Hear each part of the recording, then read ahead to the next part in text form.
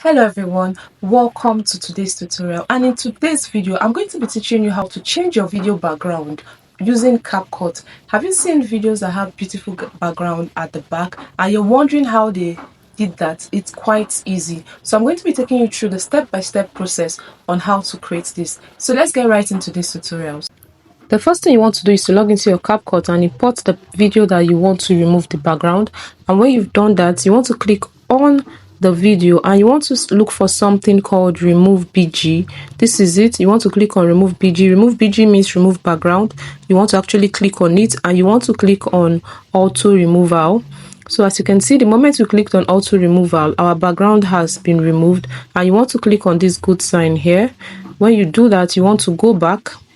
And when you go back, you want to look for something called background. That means you want to add a new background to this video. So you want to click on background. When you click on background, you want to click on image.